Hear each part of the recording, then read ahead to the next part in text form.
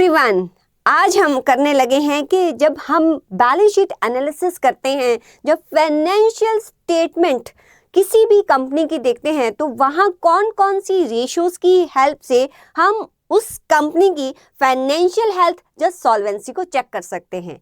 मेरे previous video जो कि बैलेंस शीट एनालिसिस का पार्ट 1 था, वहां पर हमने बैलेंस शीट को डिस्कस किया था और मैंने बोला था कि नेक्स्ट पार्ट में मैं आपको जो इम्पोर्टेंट रेशियोज होती हैं जो कि फाइनेंशियल स्टेटमेंट को एनालिसिस करने में हेल्प करती हैं, वो मैं सेकंड पार्ट में बताऊंगी। तो आज मैं वो फाइनेंशियल रेशियोज जो है आपके साथ डिस्कस करने वाली हूँ। सारी रेशियो नहीं डिस्कस हो पाएंगी तो हम एक पार्ट 3 भी बनाएंगे।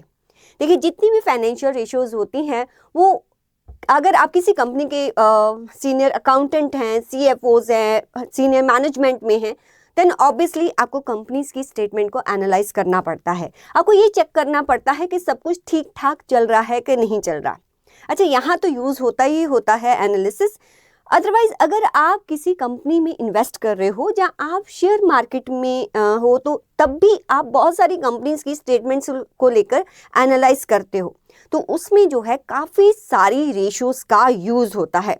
तो हमारे CFM प्रोग्राम में भी आपको बहुत सारी फाइनेंशियल मॉडलिंग में रेशियोज बताई होंगी और स्टॉक मार्केट में भी रेशियोज बताई होंगी। तो आज कुछ इंपॉर्टेंट रेशियोज का मैं डिस्कशन करूंगी। तो चलिए देखते हैं कौन कौन सी रेशियोज हम देखने वाले हैं। सबसे पहले देखेंगे लिक्विडिटी रेशियो। आपने ये रेशियो कभी ना कभी अपनी स्टडी में पढ़ी होंगी, बट ये बहुत ही इम्पॉर्टेंट रेशियोज हैं। अगर किसी भी कंपनी की लिक्विडिटी रेशियोज अच्छी नहीं है और बाकी सारी रेशियो चाहे अच्छी हो, इट मीन्स कि वो शॉर्ट टर्म जो उसकी लाइबिलिटीज अराइज हो रही हैं वो उसको मीट नहीं कर पा रहा है। तो शॉर्ट टर्म लाइबिलिटीज अगर वो नहीं मीट कर पा रहा तो लॉन्ग टर्म सस्टेनेबिलिटी तो उसकी पॉसिबल ही नहीं है। तो these are very important ratio. कौन कौन सी ये दो इंपॉर्टेंट रेशियोज होती हैं? एक होती है करंट रेशियो, एक होती है क्विक रेशियो। करंट रेशियो का मतलब होता है कि जितने भी आपके करंट एसेट्स हैं आप उसको डिवाइड कर दो अपनी करंट लाइबिलिटीज के साथ। अगर तो आंसर 1 आया या 1 से ऊपर आया, 1 तब आएगा अगर दोनों इक्वल होंगे, मीन्स इतने एसेट्स हैं हमारे पास करंटली जो कि हमारी करंट लाइबिलिटीज को मीट कर सकते हैं, वो होगी करंट रेशियो। तो अगर तो 1 से नीचे है तो क्या शो करता है? ये शो करता है कि हमारे पास इतने भी करंट एसेट्स नहीं है। अगर ये करंट लाइबिलिटीज मीन्स जो 12 मंथ्स में अराइज होने वाली हैं उनको हम पे ऑफ नहीं कर पाएंगे, तो मीन्स कहीं ना कहीं एक तरह से रिस्की पोजीशन आ जाती है।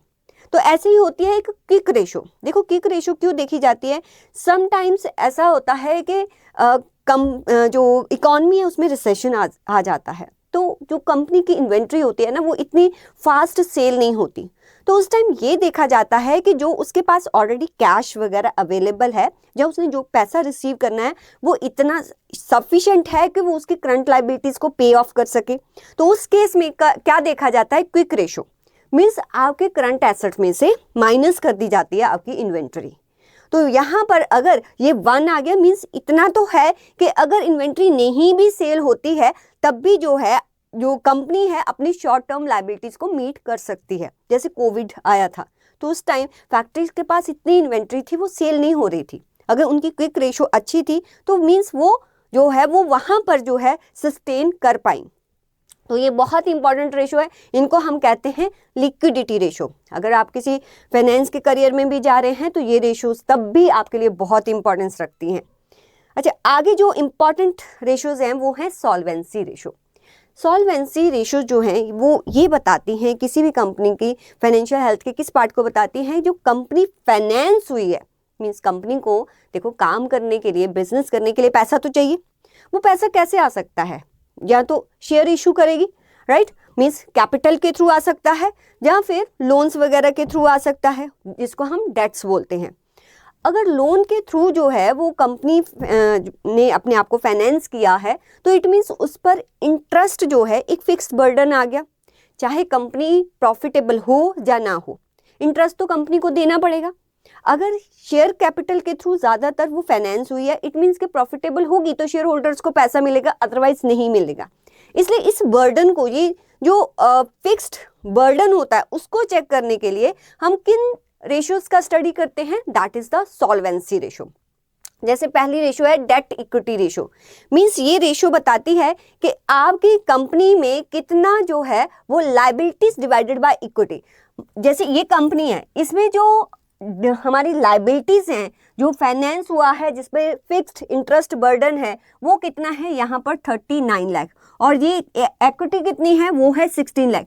इट मीन्स के 2.4, इसका मतलब क्या है, इसका मतलब है कि कंपनी ने यूज किया है 2.4 times more debt than stock sales to finance its business. Means एक तरह से अराउंड 2.5 टाइम्स ज्यादा डेट्स हैं as compare to equity. This could be a sign of a much leverage, और but might be okay if taking advantage of low interest rate. फिर आप उस time जो है इकोनॉमी का स्टडी करेंगे, अगर तो इकोनॉमी में इंटरेस्ट रेट्स कम है और कंपनी जो है वो उन वाले लोन से फाइनेंस की है जहां पर इंटरेस्ट रेट कम थे, तो क्योंकि वहां पर टैक्सेशन का जो है बेनिफिट मिल जाता है। ठीक है, मैं ये मानती हूँ कि आपने ऑलरेडी जो है थोड़ा बहुत कॉस्टिंग फाइनेंस अकाउंट्स किया होगा, तो वहाँ टैक्सेशन का जो है वो बेनिफिट आपको मिला। तो टैक्सेशन का अगर बेनिफिट आपको मिल रहा है तो अल्टीमेटली आपकी अर्निंग में जो है वो ज़्यादा कह लो कि इन्हेंस हो रही है आपकी अर्निंग। तो अगर वो बेनिफिट मिल रहा है then this ratio is okay. अगर इंटरेस्ट रेट हाई है फिर ये जो रेशो है बहुत ज़्यादा रिस्की हो जाती है, राइट। तो इट मीन्स कि यहाँ पर जो है जितनी इक्विटी है कंपनी में उसके 2.4 टाइम्स ज़्यादा डेट्स हैं। अच्छा, सिर्फ यही रेशो नहीं देखी जाती, ये हो सकता है कि लो इंटरेस्ट रेट है देन इट्स ओके, फिर आप आगे बढ़ सकते हो। फिर आप कौन सी रेशो चेक करते हो, interest coverage ratio. Interest coverage ratio means कि क्या कंपनी इतना अर्न कर रही है कि जो उस पर इंटरेस्ट का बर्डन आ रहा है उसको पे ऑफ कर पाए। अब वो रेशो कैसे देखी जाती है, उसके लिए आप जो EBIT होता है, earning before interest and tax, क्योंकि इंटरेस्ट पर तो टैक्स का बेनिफिट मिल जाएगा, इसलिए अर्निंग जो कंपनी ने अर्न किया बिफोर इंटरेस्ट उसमें से माइनस नहीं करना, टैक्स भी माइनस नहीं करना, उसको आप डिवाइड कर देते हो इंटरेस्ट एक्सपेंसेस। इट मीन यहाँ पर कंपनी ने 90,000 अर्न किया है और अगर मुझे सिर्फ 20,000 जो है वो इंटरेस्ट देना है, इट मीन्स 4.5 टाइम्स कंपनी ज्यादा अर्न कर रही है जितना उसका इंटरेस्ट है। तो अगर ये कम होगा इट मीन्स इतना भी अर्न नहीं कर रही कि इंटरेस्ट को भी वो पे ऑफ कर पाए, तो रिस्की पोजीशन आ जाती है। तो यहाँ पर ये गुड पोजीशन है कि 4.5 टाइम्स ज़्यादा वो अर्न कर रही है जितना इंटरेस्ट है, मीन वो इजीली अपने इंटरेस्ट के बर्डन को बेयर कर सकती है। एक होती है सॉल्वेंसी रेशो। अब सॉल्वेंसी रेशो क्या होती है, जो कि ये बताती है कि पूरे साल में, पूरे ईयर में कंपनी ने कितना अर्न किया, सो दैट कि जितनी उस पर लायबिलिटीज अराइज हो रही हैं उसको वो पे ऑफ कर दे। उसका फॉर्मूला क्या होता है कि जितना भी आपका नेट इनकम होगा उसमें आप प्लस डेप्रिसिएशन कर दो, क्योंकि डेप्रिसिएशन से कोई भी एक्चुअल कैश आउटफ्लो नहीं होता, वो प्लस कर दो डिवाइड बाय जितनी भी आपकी लायबिलिटीज पूरे साल में रही हैं। टोटल लायबिलिटीज आप अपनी बैलेंस शीट से ले लीजिए। तो मान लीजिए कि ये 60,000 हमने नेट इनकम है, हमारा 30,000 जो है डेप्रिसिएशन, मीन्स 90,000 हमने टोटल ईयर में जो है अर्न किया है, डिवाइडेड बाय 39 लाख।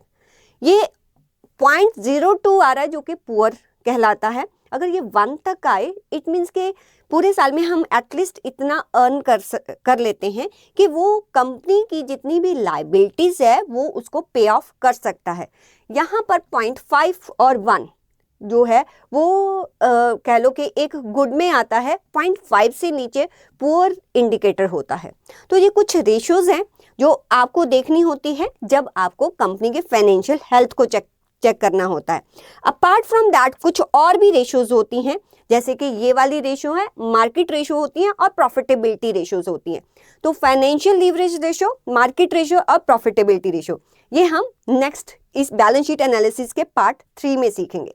तो तब तक के लिए okay bye students, take care.